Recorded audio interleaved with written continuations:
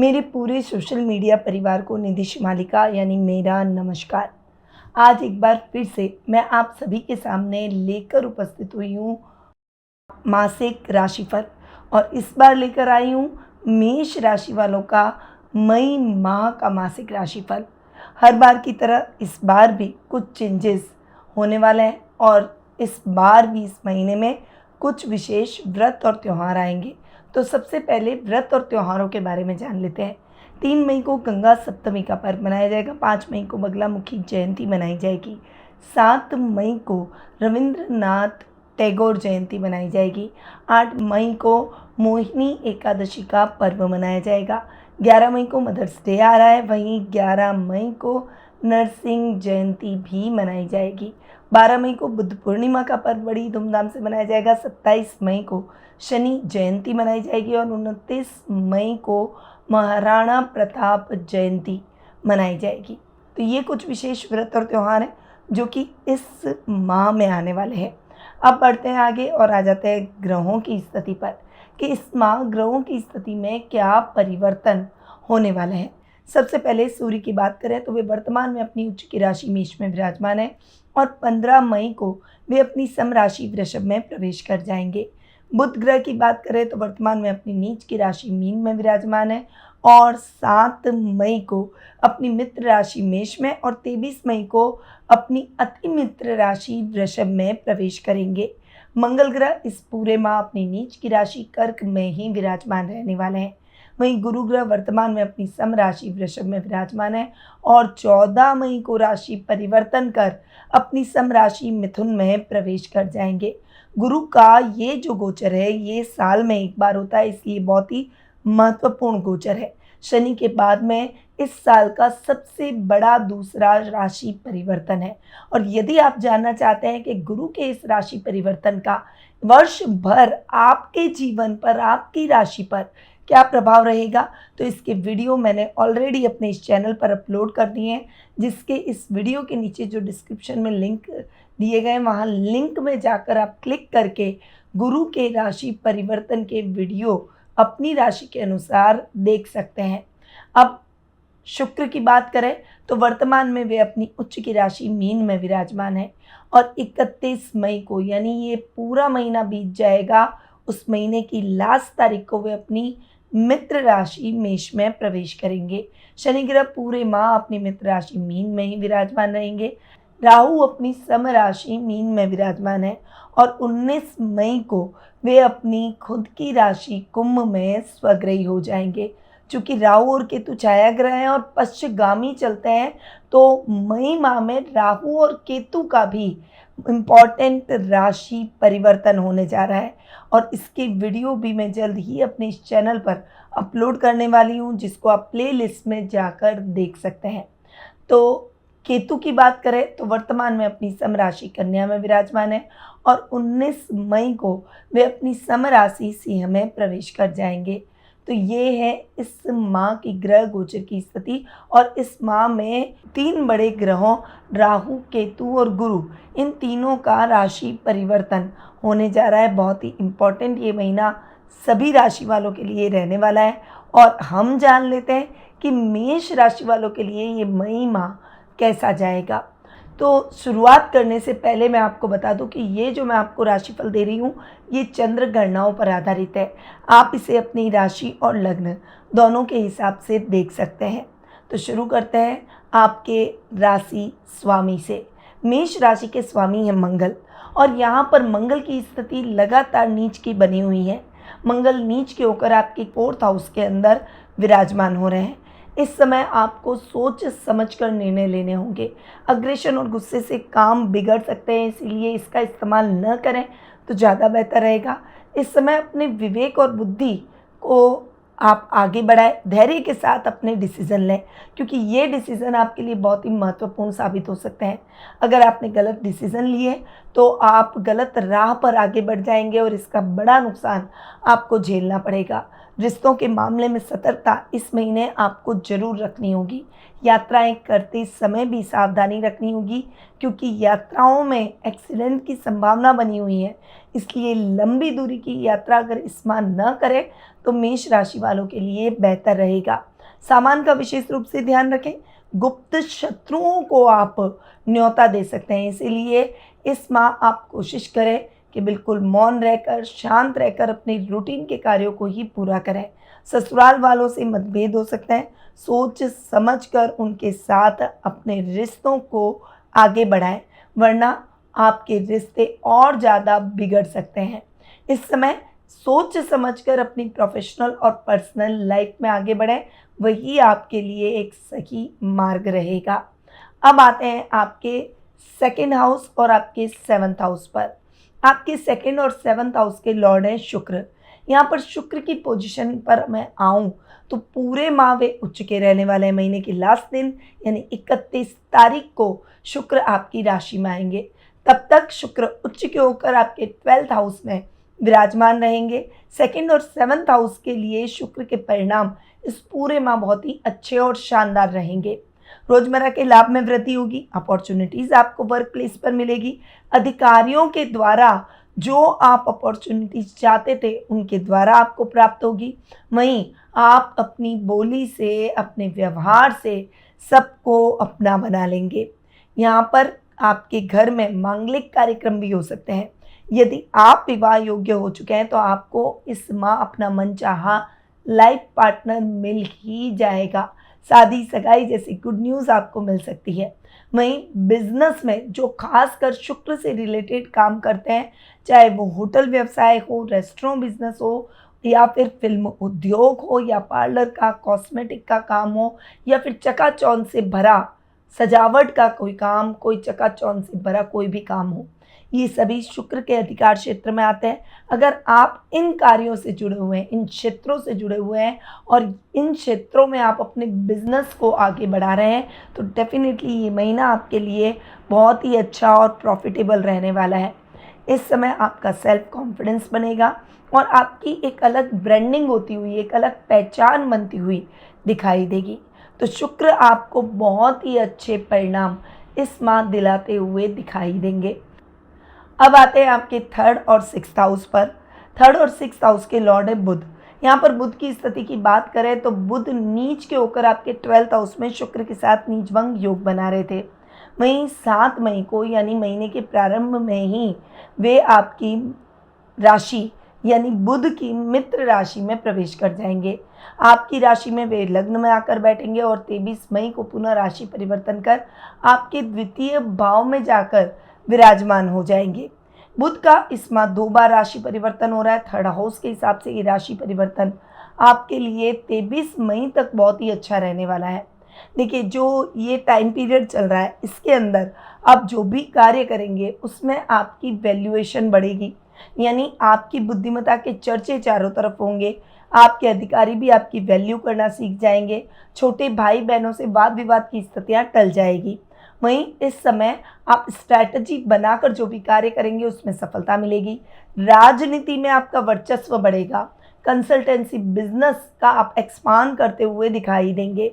वहीं 23 मई के बाद बुध चूँकि थर्ड हाउस के लॉर्ड है अपने से 12th चले जाएंगे यानी 12वें चले जाएंगे, और ऐसी स्थिति में आपको सजग रहना होगा। बस ध्यान ये रखें कि किसी भी कंट्रोवर्सी से आपको बचकर रहना है। कोई भी फालतू की कंट्रोवर्सी इस समय आपके जीवन में नहीं होनी चाहिए, यानी शांत रहें और अपने काम को करते चले जाएं। बस इस समय कोई बड़ी रिस्क भी लेने से आप बचें। सिक्स्थ हाउस की अगर मैं बात करूं तो सिक्स्थ हाउस के हिसाब से बुध के रिजल्ट दोनों ही परिस्थितियों में बहुत ही अच्छे रहेंगे। 23 मई तक आपको थोड़ा सा अपने बीपी से संबंधित परेशानियों का ध्यान रखना है। चीज़ों को याद करें, लिख कर रख लें और अपने कार्यों को ऑर्गेनाइज वे में पूरा करें। कर्ज लेने से बचना चाहिए। इस समय न तो आप किसी से उधार लें और न ही किसी को उधार दें। मात्र पक्ष से आपको थोड़ा सा केयरफुल होकर चलना होगा। इस समय आपको अपने नाना नानी के स्वास्थ्य का विशेष ध्यान रखना होगा। रुपए पैसों से संबंधित मामलों में थोड़ी सी सजगता बनाए रखें। 23 मई के बाद का समय आपके लिए बहुत ही बेहतर रहेगा। इस समय आप जो भी कार्य करेंगे उसमें सफलता मिलेगी, नुकसान की स्थितियाँ टल जाएगी, जो समस्याएं अब तक चल रही थी वो दूर हो जाएगी और शत्रु शांत होते हुए दिखाई देंगे। तो बुध के रिजल्ट आपको मिक्स इस महीने मिलने वाले हैं। अब आते हैं आपके फोर्थ हाउस पर। फोर्थ हाउस के लॉर्ड है चंद्रमा और फोर्थ हाउस में नीच के मंगल बैठे हैं। यहाँ पर मंगल नीच का होकर बैठना, क्योंकि फोर्थ हाउस है भूमि का स्थान, भूमि भवन वाहन जैसे सुखों का स्थान, और मंगल चूंकि भूमि पुत्र है इसीलिए प्रॉपर्टी से संबंधित मामलों में बहुत ज़्यादा सजग रहें। ऐसे मामलों में आपके साथ धोखा हो सकता है, कोई कंट्रोवर्सी से भरी हुई प्रॉपर्टी, आपको डिस्प्यूट प्रॉपर्टी नहीं लेनी है। इस समय आपको सोच समझकर डिसीजन लेने होंगे। वाद विवाद की स्थितियों से बचें।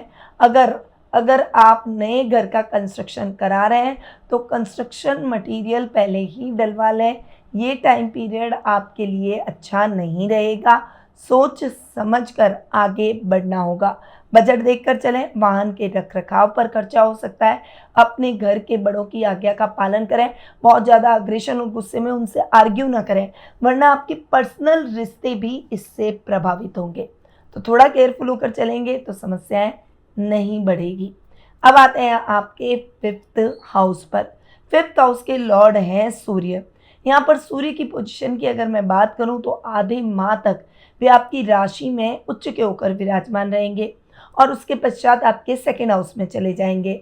15 मई को जैसे ही सूर्य सेकेंड हाउस में जाएंगे तब भी बेहतर परिणाम देंगे, परंतु आधे माह यानी 15 मई तक की स्थिति आपके लिए बहुत ही बेहतर रहेगी, क्योंकि फिफ्थ हाउस का लॉर्ड हो जाएगा उच्च का। मेडिकल के स्टूडेंट्स के लिए ये टाइम पीरियड शानदार रहने वाला है। आध्यात्मिक कार्यों में आपका मन अधिक लगेगा।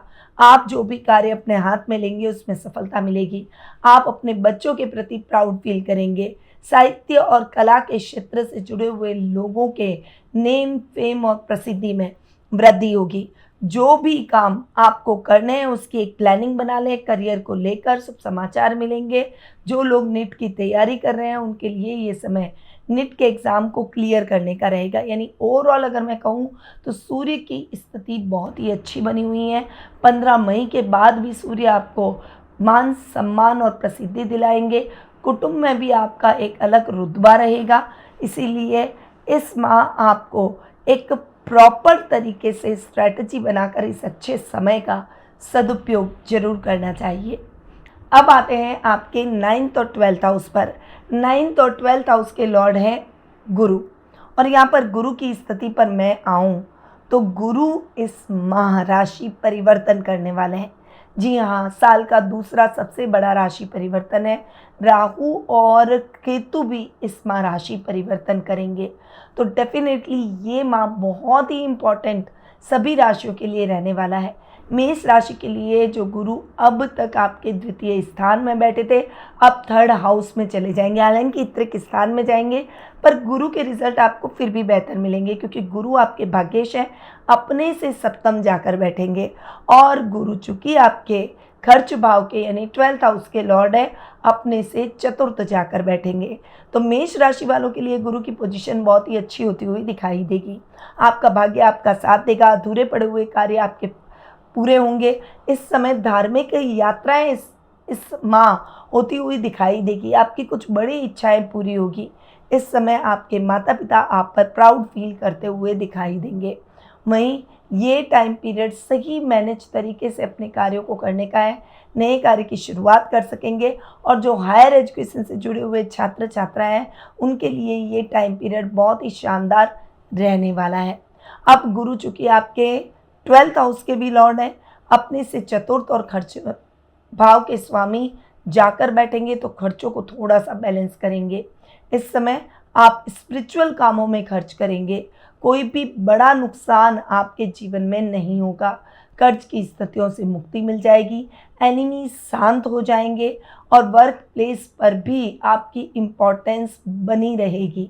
जो भी कार्य आप अपने हाथ में लेंगे उसमें सफलता अर्जित करेंगे। बिजनेस क्लास लोगों के लिए ये अब्रॉड से अपॉर्चुनिटी प्राप्त करने का अवसर रहेगा। तो गुरु के रिजल्ट आपको दोनों ही स्थानों के हिसाब से बहुत ही अच्छे और बेहतरीन मिलने वाले हैं। अब आते हैं आपके 10th और 11th हाउस पर। 10th और 11th हाउस के लॉर्ड है शनि। यहाँ पर शनि की पोजीशन पर आऊँ तो शनि आपके 12th हाउस में बैठे, गुरु के घर में बैठे, बहुत ही अच्छे बैठे हैं। यहाँ पर कर्मेश का अपने से थर्ड जाकर बैठना आपके काम को दुगनी रफ्तार देगा। जो इंपोर्ट एक्सपोर्ट और हैंडीक्राफ्ट के व्यापारी हैं उनको विशेष रूप से बड़ा लाभ देखने को मिलेगा।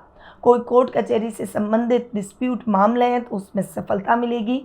ये समय आपके पिता के मार्गदर्शन से आपको कठिनाइयों से बचाएगा। वहीं प्रमोशन और इंक्रीमेंट के भी योग बनेंगे। विदेश यात्रा का सपना आपका पूरा हो सकता है। वहीं शनि चूंकि लाभेश भी हैं और लाभ भाव में राहु आधे माह पश्चात आ जाएंगे और यहाँ पर 11th हाउस में राहु का बैठना आपके अचानक धन लाभ की परिस्थितियों को बढ़ाएगा। आपने अगर किसी को उधार दे रखा है तो वो व्यक्ति आपका उधार चुका कर जाएगा। शेयर ट्रेडिंग, क्रिप्टो जैसे कामों में आपको अच्छी और बड़ी सफलताएं देखने को मिलेगी। आपकी इच्छाएं पूरी होगी, मान सम्मान में बढ़ोतरी होगी, वीआईपीज आपके सर्कल में जुड़ेंगे। वहीं इस समय आप जो भी काम सोच कर बैठे हैं उन कार्यों में भी आपको बहुत अच्छी सफलता देखने को मिलेगी। शत्रु शांत हो जाएंगे और इस समय आप अपने राइवल्स को पछाड़ कर कुछ बड़ी सफलताओं को भी अर्जित करेंगे। तो ये है मेष राशि वालों का मई माह का मासिक राशिफल। चूँकि गुरु, राहु, केतु इनका राशि परिवर्तन इस माह होने वाला है, इसीलिए कुछ उपाय मैं आपको गुरु के, कुछ राहु और केतु के बताऊंगी। चूँकि राहु और केतु जब भी राशि परिवर्तन करें आपको बहुत ज़्यादा सावधान रहना है। अज्ञात भय जैसी स्थिति, गलत डिसीजन ले लेना, नुकसान की स्थितियाँ हो जाना, ऐसी परिस्थितियाँ बन सकती हैं। इसीलिए आप समझिए कि इस पूरे माह आपको कीड़ी नगरा सींचना है, यानी चींटियों को आटे में शक्कर मिलाकर खिलानी है। पशु पक्षियों के लिए दाने पानी की व्यवस्था लगातार करें। रविवार के दिन कोई भी बड़े तालाब या सरोवर में जाकर मछलियों को आटे की गोलियां जरूर खिलाएं। वहीं आपको किसी का अपमान इस समय नहीं करना है। आप अपनी वाइफ को हमेशा प्रसन्नचित्त रखें, इससे राहु और केतु हमेशा आप पर मेहरबान रहेंगे। गुरु के उपाय की बात करूं तो आपको विष्णु सहस्त्र नाम का लगातार पाठ करते रहना है। गुरुवार के दिन आप आटे में हल्दी मिक्स करके उसकी रोटी बनाकर गाय को जरूर खिलाएं। अपने खाने में से प्रथम रोटी घी की गाय के लिए जरूर निकालें और एक रोटी तेल से चुपड़ी हुई कुत्ते के लिए निकालें। उसके बाद आप अपना भोजन ग्रहण करें। तो ये राहु केतु और गुरु के उपाय हैं। अब सूर्य देव को जल का अर्घ आपको देना चाहिए। मंगल मंत्र का जाप आप करेंगे तो आपके लिए बेहतर रहेगा। हनुमान जी के बजरंग बाण का भी आपको पाठ करना चाहिए। और मेष राशि वाले जातकों को रात में सोते वक्त सिरहाने पर एक गिलास पानी की रख कर सोना चाहिए और सुबह उठकर उस पानी को किसी गमले में डाल दें। इससे नेगेटिविटी आपके जीवन से समाप्त होगी। तो ये कुछ उपाय है जो कि आपको इस महीने जरूर करने चाहिए। अब अगर आप अपनी पर्सनल जन्मपत्रिका और गोचर की स्थितियों के बारे में जानकर, सभी ग्रहों की पोजीशन के बारे में जानकर, शुभ अशुभ योगों के बारे में जानकर अपने वर्तमान की समस्याओं के हल प्राप्त कर सही रेमेडीज से अपने भविष्य को संवारना चाहते हैं तो आप टेलीफोनिक अपॉइंटमेंट और पर्सनल मीट के माध्यम से मुझसे जुड़ सकते हैं। अधिक जानकारी के लिए स्क्रीन पे जो नंबर दिए गए हैं वहाँ आप कॉल या फिर व्हाट्सएप करके संपर्क कर सकते हैं। अब मैं अपनी वाणी को यहीं विराम देती हूँ। स्वस्थ रहिए, व्यस्त रहिए, मस्त रहिए और हमेशा मुस्कुराते रहिए। जय श्री राधे कृष्णा। गुरुमानिधि श्रीमाली एक प्रसिद्ध ज्योतिषाचार्य हैं।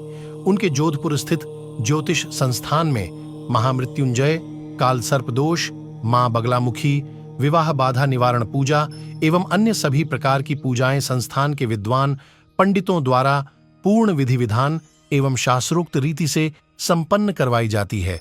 अतः आज ही अपनी पूजा बुक करवाने हेतु इन नंबरों पर संपर्क करें 8955658362।